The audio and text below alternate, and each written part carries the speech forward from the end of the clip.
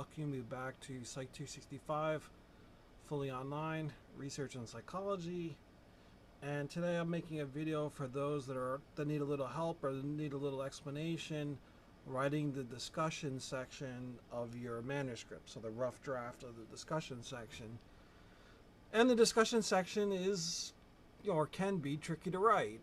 Basically, you have to process the results and explain the results in ordinary language, and then explain what the results mean with relationship to the hypotheses that you formulated and the research that has been previously done on the subject. So are your results different from what's been previously written about, or your results, and if they're different, why are they different? What did you find that other people either found or did not find? And the whole goal of research is to address what we call the gap in the literature. So you've read previous research, all that stuff was put in the introduction, hopefully, right? The previous research on the study we're doing, which is related to COVID and behaviors related to COVID, including mask wearing and who's likely to wear a mask, who's likely to get a vaccination, who's likely to keep social distancing.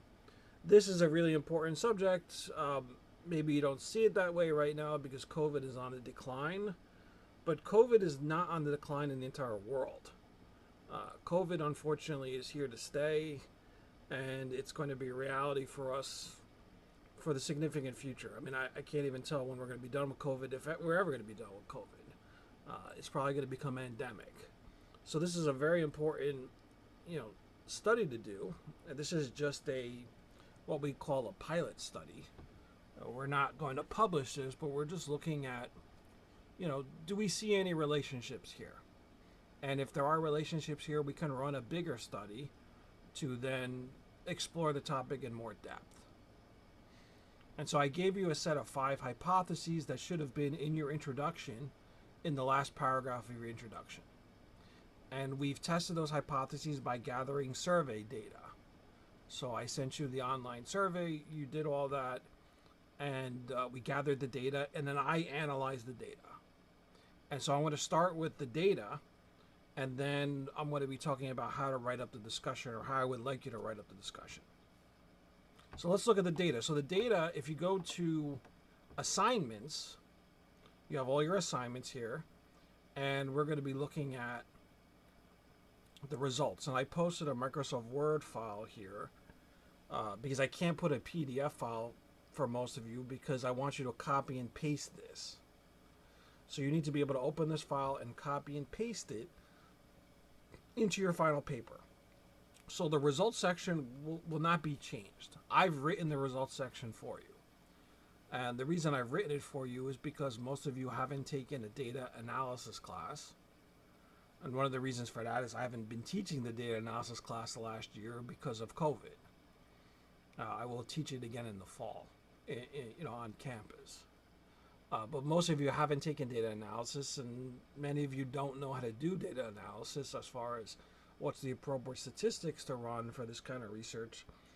So I've done some really simple stuff for you, and I'm going to explain it to you so you don't need to know any of this stuff or how to run this stuff for now. You may need to know it in the future, especially if you're going into the field. So if you're going into any kind of psychology-related field, you're probably going to be given either assignments, or you're going to have to deal with real-life situations that entail research. And in these situations, you're going to have to read articles like you did for the introduction in this class. And you may have to analyze data at some level. That could be something really simple like correlations, and that's what we mostly did for this assignment. I kept it very basic. Or you might have to do something more advanced eventually. If you go to graduate school, or if you're going into some kind of professional field that involves research.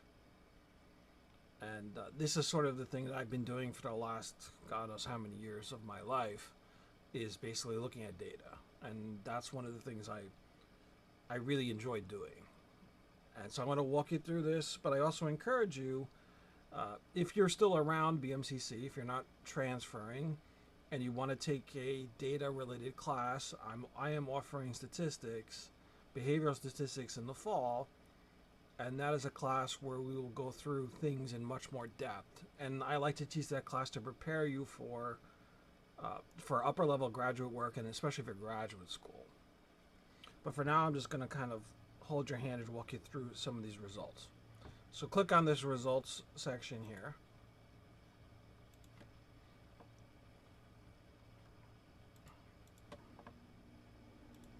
And here are our results section. So we tested 5 hypotheses. If we want to go back and check those 5 hypotheses again, we can go back and we can look under the introduction walkthrough here. And these are, at the end here, are 5 hypotheses. This should be in the last paragraph of your introduction. So empathy will be positively correlated with mask wearing. Now let's see what we found. There was no correlation between mask wearing and empathy. Here's your correlation. It's not significant, which means, what not significant means is it's not different from 0. It's not statistically significant. That means that you could get this result by chance. Or another way of saying it, if you're familiar at all with statistics, is if the null hypothesis is true and there is no relationship between mask wearing and empathy, you can get this correlation about, based on this probability value, 8% of the time. What we want to see in terms of significance, statistical significance, is for this p-value to be less than 0.05. If this p-value is less than 0.05, we generally say that the result is statistically significant, which means that the result does not occur by chance, that is real. So in the population, there really is a correlation between mask wearing and empathy. However, since this 0.081 is not less than 0.05, we say the result is due to chance, and that there really is there's no evidence of any correlation between mask wearing and empathy. Now, when I say there's no evidence, I don't mean that there is absolutely 100% sure that there is no relationship. I can't say that, because everything is probability based. So there's always a chance that I can make an error. And this comes down to the difference between what is called type 1 error and type 2 error. So there is a chance that in the population, there really is a correlation between mask wearing and empathy. That means if you wear a mask, you tend to be higher in empathy, right? That could occur in the population, but in our sample, we did not find this. And the first question you could say, well, maybe our sample is not good enough. And I would agree with that. It's not really a great sample. We only had 25 people in the sample. That's not a great sample, but out of the 38 or out of the 30-something people enrolled in my 2 sections of research, these are the number of people that completed the survey. But there's nothing I can really do about that. We have small class sizes, and therefore we have a small sample. Ideally, I would want a sample over 100, and I'll come back to this time and time again about the sample issue, the sample problem. But the bottom line is we did not support the correlation, our hypothesis of a correlation between mask wearing and empathy. So we can't say anything about it because our data doesn't indicate it. So that was our first hypothesis. Let's go look at our second hypothesis. People receiving the COVID vaccine will be more empathic than those not receiving the vaccine. Let's look at that. What do we find? We find that there was no difference between those that received the vaccine compared to those that did not receive the vaccine in terms of empathy. Once again, the p-value is not less than 0.05, so therefore there is no difference. So what I'm running here is a t-test, and the t-test compares the means of 2 groups. In this case, there are 2 independent groups, so therefore it's an independent group's t-test. The first group is people that received the vaccine. The second group is people that did not receive the vaccine. The dependent variable is empathy.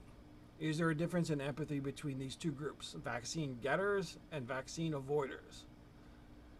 And the answer is, based on our sample, there's not enough evidence. So the answer is no.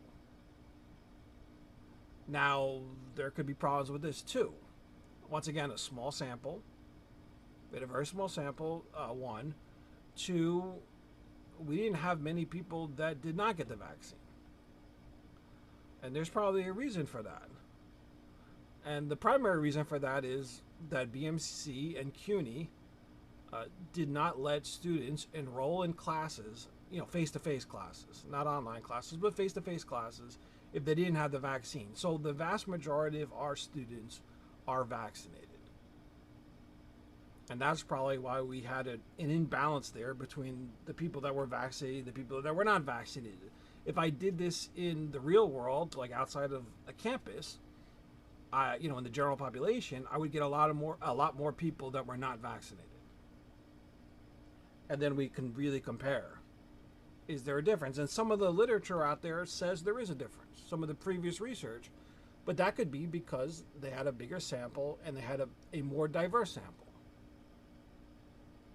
And this is where there are limitations working with a sample generated from undergraduate students. Even if I put the survey online to the general population, I would get a much more diverse sample. But since I'm only running a pilot study with undergraduate psychology students, we're limited. So the research is limited. But the point of the research is not to make groundbreaking discoveries. The point of the research is to get you familiar with how research works. So I'm not really looking to publish this. If I had great results, I would look to run a bigger study. And I may even run a bigger study in the general population. But the purpose of this is to introduce you to what research is like. And this is what real research is like. People do online surveys. That is research. You might say, well, it's a survey. I don't know if I'm always honest on the survey. That's a concern with surveys. But the vast majority of people are honest, especially if those surveys are anonymous. So you have that advantage. You can't just say that everyone takes a survey lies. Some people lie. A lot of people don't. Some people kind of, fudge the results or answers to make themselves look better. That's called social desirability. But if it's anonymous, that's less likely to happen. But it can happen. So there are limitations. But there's limitations with everything. You just have to be aware of the limitations. So that hypothesis was not supported. So let's look at hypothesis 3 now. Health anxiety will be positively correlated with fear of future pandemics. And that was supported. There is a significant correlation between health anxiety and fear of future pandemics. See how the p-value is less than 0.05? Therefore, we say that this hypothesis is supported. And that makes sense. And that was the only hypothesis we supported, but it's a big hypothesis. If you're worried about your health in general, you are probably really worried about COVID, and you're going to be worried about, future versions of COVID or something else in the future. You're probably worried in general about a lot of things. Why is that important? Well, it's important because we're going to be faced with future things, unfortunately.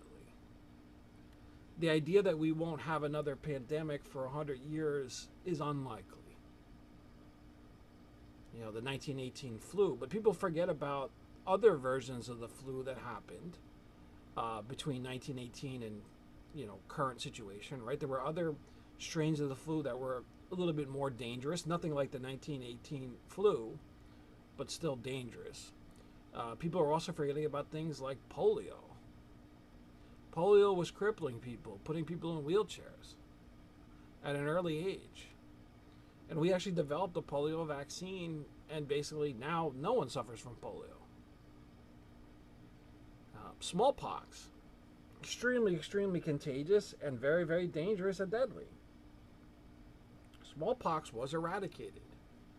There hasn't even been a polio vaccine. I mean, when I was younger, I got a polio vaccine, but the polio vaccine has been phased out because there's no cases of polio. And smallpox, there's no vaccine for it anymore because there's no smallpox. The last case of smallpox was in the 1970s here. And that was due to a lab leak or a lab accident. There hasn't been smallpox. And smallpox was a serious, serious disease. So there have been other things. We just, kind of went back to 1918 flu and said, oh, the COVID pandemic is the worst thing since 1918. But there's been other health problems or diseases along the way, and there'll be in the future diseases. A day where we become disease-free and prevent all viruses, I just don't see that happening, because the viruses mutate. And, we're doing research trying to keep up with viruses, but at the same time, that research can also lead to problems where you can have an accident in a lab. It's not unheard of. And I'm not saying COVID is a result of a lab accident. I'm not saying that. There's no evidence for that right now. But there's also very little evidence to suggest that COVID passed from animals in a marketplace. There's really not evidence for anything. And part of the reason there's no evidence of anything is there's no investigation, because it happened in China and the Chinese government will not allow an investigation. So people are just coming up with all kinds of theories, some of which make sense, some of which don't. But we don't have any consensus because there's no investigation. Which also leads to the problem of, what if something happens again? Is it a wet market? Is it a lab? If we don't know what happened this time, how can we prevent something from happening in the future? And that's a big concern. Because something will happen again, somehow. Whether it's, movement from one animal to another animal and then into humans, or whether it's a lab incident. It's also worrisome to see that the safety protocols in some of these major research labs in China, especially the Wuhan virology lab, that their research, their safety standards were very low. Some experts said that their safety level at this Wuhan Institute of Virology was the safety level that you see in, say, a dentist's office, which is a severe problem.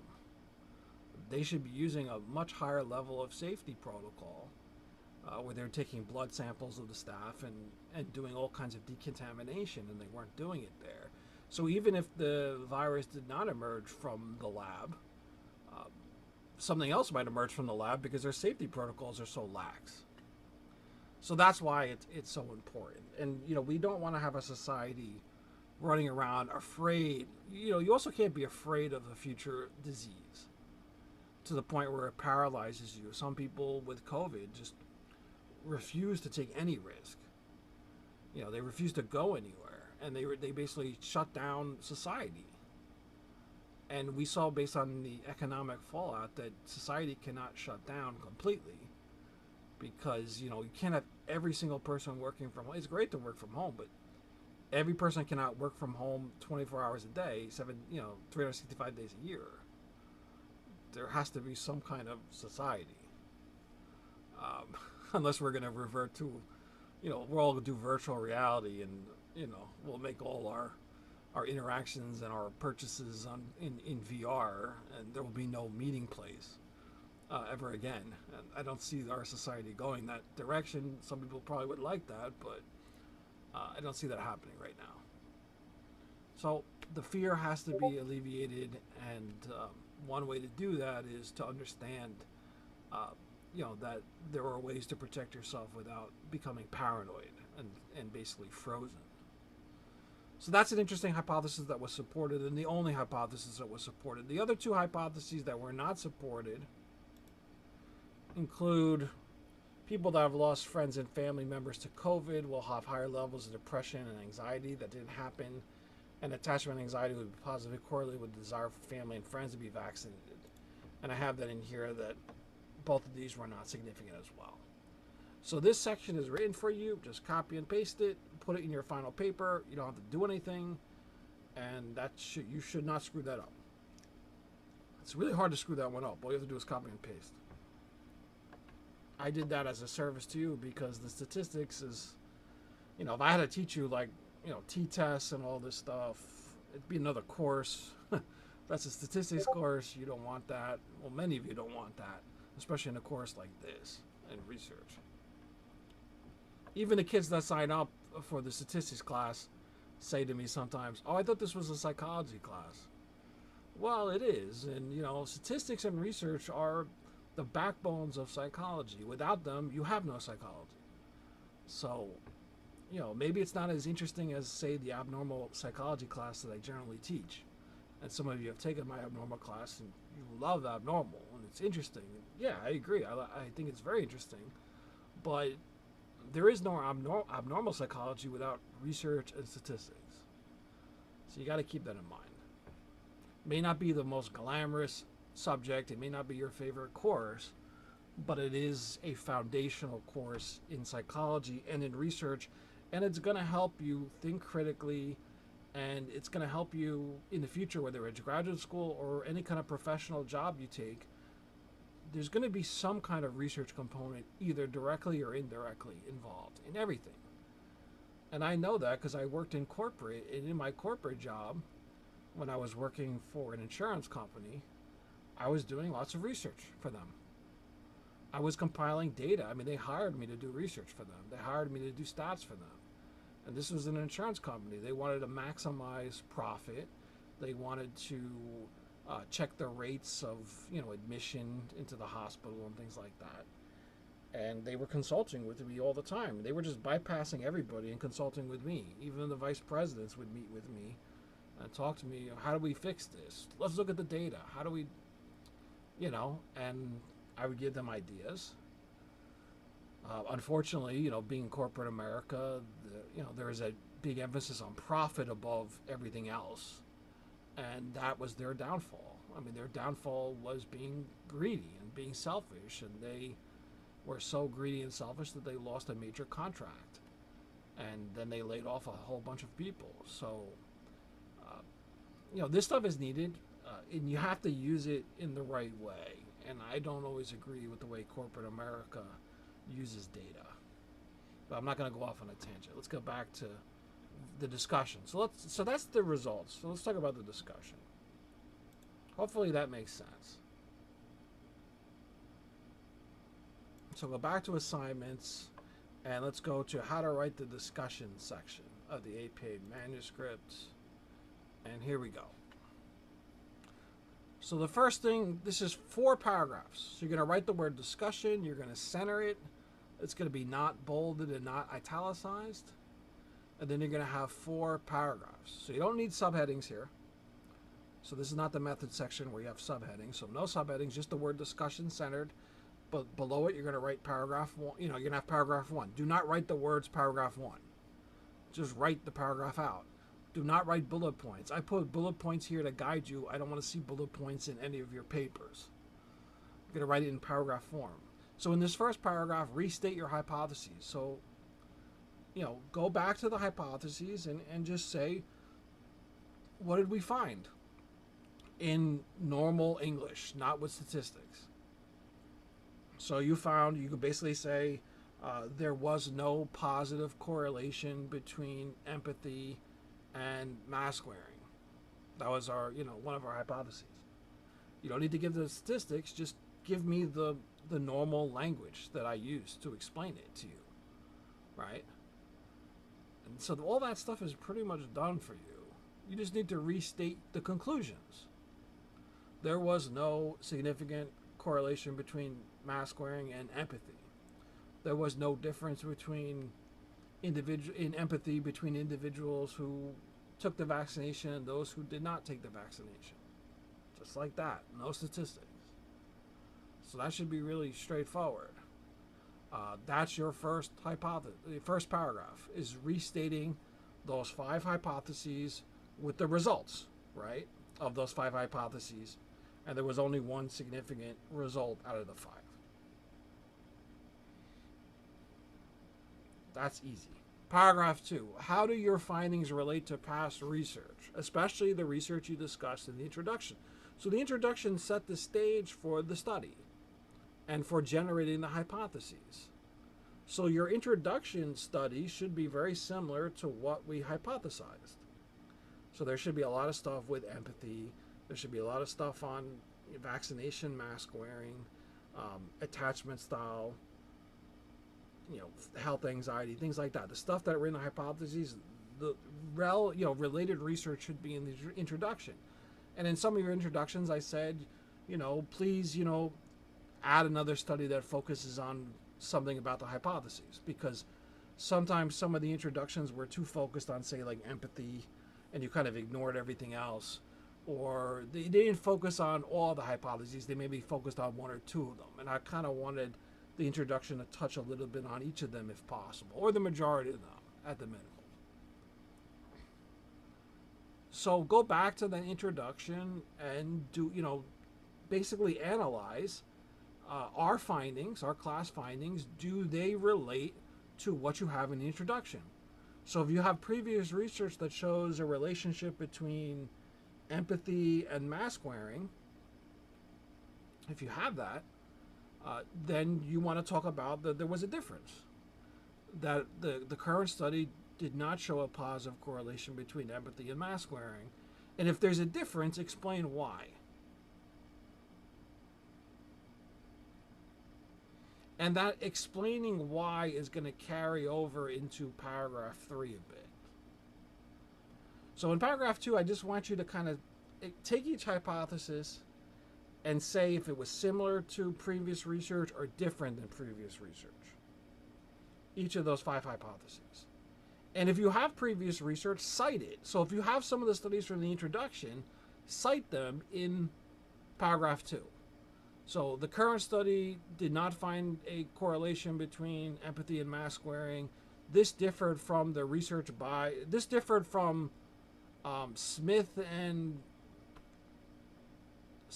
whatever, right? The authors, give the year, who found a positive correlation in a group of, undergraduate students at so-and-so, right? So if it's different, mention that it's different from the study and cite the study it's different from. And you should have those studies in the introduction.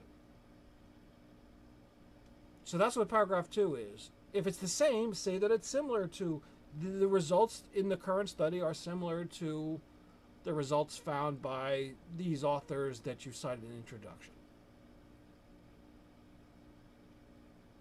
If you don't have any related studies in the introduction, then go outside of that, and hopefully you do. You should find research that the current study either is similar to or different than. Some of you had a problem with maybe finding attachment. I know it could be tricky to find research on each of the hypotheses that cover the exact hypothesis. But if you have something about attachment and something about the virus, COVID, say if it's similar or not to that. So you should have at least one study that the current study's results are either similar to or different from. And you should be citing that in paragraph 2. The best way you can. So try your best. And I can genuinely tell when people try and when people don't try. I can tell. I can read it and I can say, this person tried, or this person wrote this at the last second. Unless you're really gifted and you can produce high quality work in a short period of time, which is possible, but not everybody's like that. Some people can just, they take an hour or two and they can write something that's superb.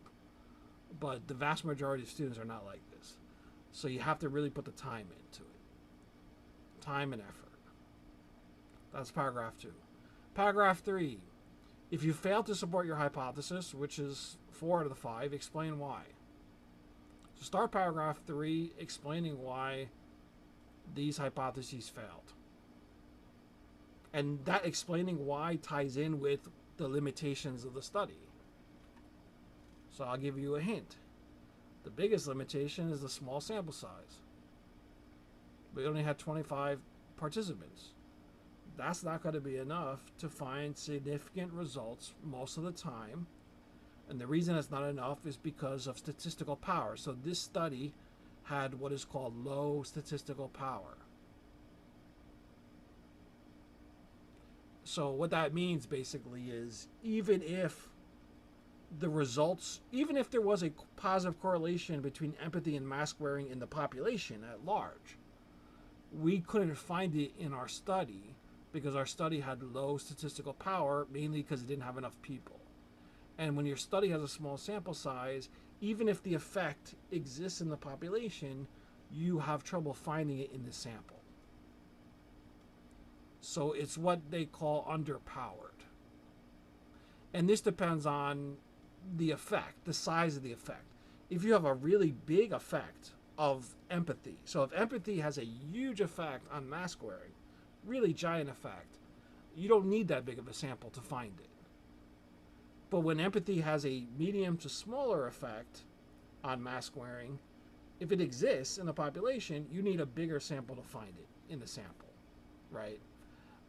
So it really depends on the size of the effect. And we don't know the size of the effect unless you're compiling study after study and you're doing something called like a meta-analysis where you're combining studies and you average out the effect size of all these studies. And you don't have that with COVID because COVID's a new thing.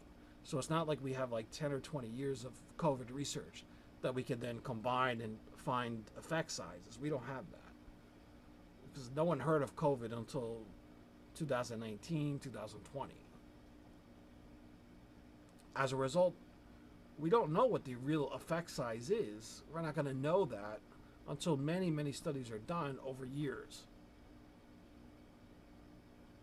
So the question is, if we fail to support our hypothesis, is it because we have a small sample size, which is possible, or is it because the effect is really, really small?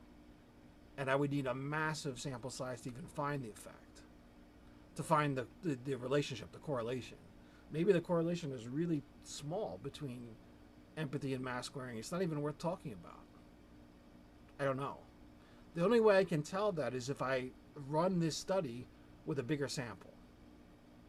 So if I run this study with 500 people, and if I have 500 people and I still have no significant correlation between empathy and mask wearing, then I can say, I have a big enough sample, so it's probably not existing in the population, right? But with a sample of 25, it could either not exist in the population, or the correlation can exist in the population, but I can't find it because my sample is too small. So that's the problem of the small sample. That's the biggest limitation. There are plenty of other limitations. Our sample is from New York City, mainly. Maybe New York City, there's a different relationship here. Are people more likely to be vaccinated in New York City compared to the rest of the country? I would say yes. If you look at the Northeast vaccination rates and you compare them to the South and the Southeast vaccination rates, they're much higher. So if I did the study in, say, Alabama, Arkansas, would I get different results where the vaccination rate is much lower compared to New York? I don't know. That's a possible limitation, though, is our sample is New York centric. Our sample is also undergraduates mainly, right? I mean, everybody's an undergraduate, and most undergraduates are around the same age. Some may be a little bit older because they're coming back or they're taking a class for graduate school or changing careers, etc. But the majority of the sample is going to be pretty young. And do younger people think differently about vaccination and mask wearing and social distancing? Do they think differently than older people? And there's some evidence to say, yes, they do. Of course, younger people don't see themselves as getting very, very sick from COVID. They're more willing to take risks than, say, older people. Elderly people, I mean, some of the elderly people take risks. Maybe they don't believe in COVID. But those people end up getting sick and some of them die. With the younger population, it's much less likely. I mean, there have been there's some fatalities among the younger population, but it's much rarer than in the elderly population. So the age of the population, another thing going on here. So and you could think of other things that are possible limitations of the study that could be fixed. Are there any problems with internal, external validity? This is still paragraph 3. Internal validity is when you can draw cause and effect conclusions, and external validity is, does our sample represent, do the results from our sample, can they be drawn to the entire population at large? And the problem with internal validity is it's survey. So it's hard to draw cause and effect from a survey. So the internal validity here is not good. It's poor. Because I can't say, does empathy cause mask wearing? Or is mask wearing causing empathy? Or is there some other variable that causes both mask wearing and empathy? So I don't know where the direction of the effect is. I don't know what the cause is and what the effect is. I could find that out by, say, running a structural equation model or doing something more complicated like that, but I haven't done that for this study, because if I did that, it would be really hard to go through the results with you if I did something like this. So I kept it very basic. But we can get more you can get more towards causality. Obviously, if an experimental study is the best way to get at causality, at least as far as you can get at causality. Surveys are not very good at assessing causality, like what the cause is and what's the effect. What I call the direction of the effect. Regression is better. Structural equation modeling is better. Experiments are the best way. Even in experiments, you can have problems. You can have what are called confounds, that are, alternative explanations in your experiment, things you didn't control for. So there's really no perfect way to say, this is the way the world is. Remember that psychology is not physics. It's not chemistry. When you have physics and chemistry, the physical sciences, you do have cause and effect. You do have laws. You have laws of thermodynamics. You have laws of motion. You have all kinds of laws. And the reason there are laws is because the world works in a given way all the time. So a particular substance has a melting point. When I heat that substance to that particular melting point, it melts all the time. There's no probability of melting. It just happens. Right? If I mix two chemicals together, I have a reaction all the time. And it's predictable.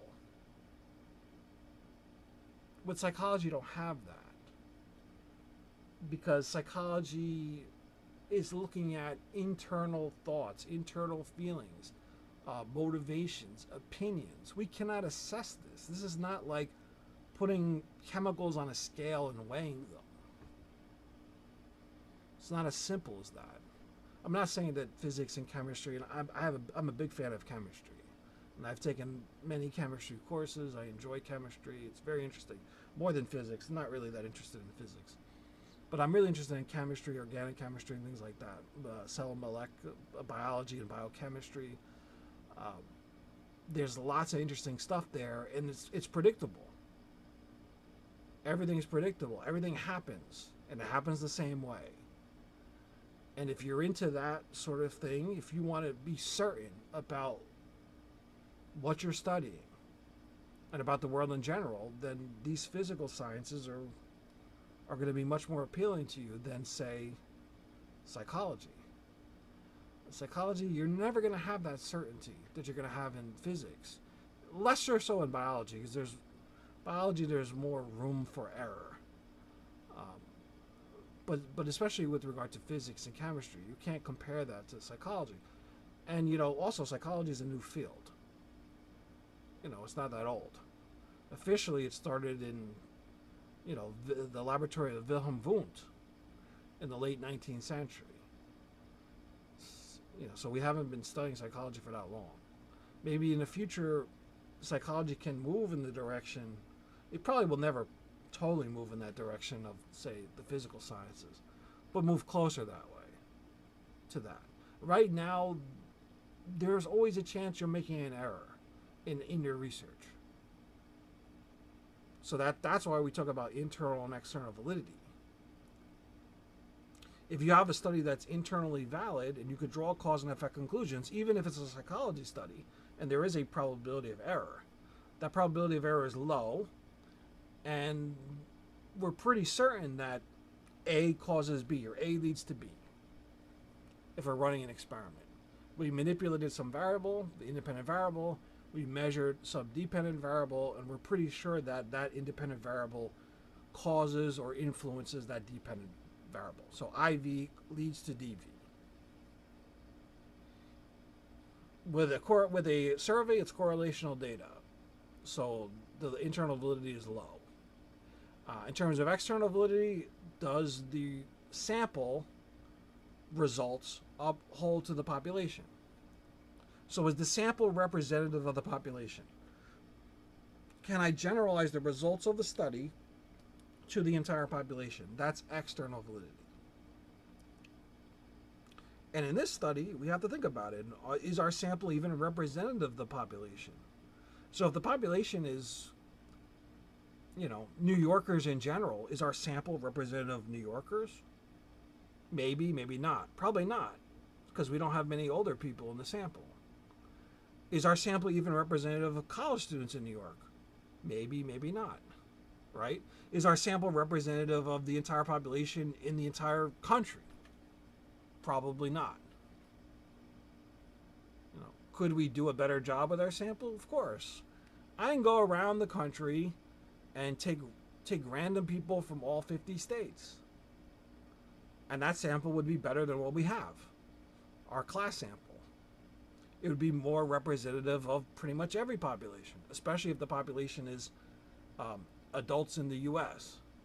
If I went to all 50 states and took a sample, took people from randomly from all 50 states, I'd have a pretty representative sample. And that sample would have higher external validity.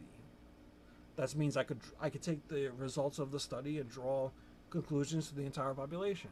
With our small sample of 25 BMCC students, our external validity is limited. It's low. Do 25 students in a research methods class represent the entire population? The answer is not really. Does it even represent the population of BMCC? I don't know. Possibly, possibly not. I'd have to look at everybody in the sample and look at the composition of BMCC and determine if it's similar or not. So you want to state, does this study have internal and external validity? And I think I've made it clear that there's very low internal validity and very low external validity. It's a flawed study. It's a pilot study. It's going to be flawed, but it's important to acknowledge those flaws. Paragraph 4. What are the real-world implications of the results? Well, we didn't support 4 of the 5 hypotheses, so can't really say much about that. Can we say anything about health anxiety? I think you can. Health anxiety is a problem, and it leads people to live in fear. And live in fear of COVID, and live in fear of the next COVID, or the next virus, or the next disease, or the next something. And that living in anxiety is going to take its toll. That can lead to higher levels of depression, can lead to isolation, can lead to all kinds of emotional distress. Think about also in terms of the real world implications, think about the mental health aspects of COVID. If you're too afraid to do anything because of COVID, that's going to really hurt your mental health. And as a result, the mental health among young adults in this country has taken a significant hit that we're not entirely documenting. It's been documented a bit, but not fully explored. Mental health problems are on the rise. They're escalating. And that's what the isolation did to people. And then think about the isolation for children. They haven't been properly socialized. Is that going to affect them later on in life? So 10 years, 20 years from now, are we going to see a generation of adults, younger adults, that have more problems, mental health issues? And it could have stemmed from lack of socialization. Kids weren't in school for 2 years. I'm sure that's going to be a problem. So these are things we have to look for. And our study doesn't tell us all of that, but it tells us that the anxiety component is a big problem, because if people are isolating from COVID and they're afraid, are they going to isolate more in the future? And that's just going to compound the issue. So you could talk about all kinds of things related to that. Or you could talk about something else that you find to be linked to the study in COVID. And also, how would you address limitations of the study? Well, that's pretty easy. Get a bigger sample size, get a more diverse sample size, and whatever else you think you want to add to this. So I'm giving you leeway. I'm giving you some hints, some directions you can go in. And I'm also giving you leeway to go your own way and come up with some of your own ideas. Make this 4 paragraphs. It should be, a couple pages in length. Don't make it like 1 page. It should be longer than 1 page, because I want to see some substantial paragraphs here. But it should be 4 paragraphs, and you should be hitting on all these topics, and that's your discussion. And that's due in a couple of weeks. And if you have any more questions, feel free to reach out to me. Schedule office hours or whatnot, whatever you have to do. I'm available, so just send me an email, and I'll be happy to help you in whatever way I can help you. So hopefully that helped some of you with the discussion. And like I said, please let me know if there's anything else that can be done. And I look forward to reading them shortly. So bye for now, and I will see you in the future in my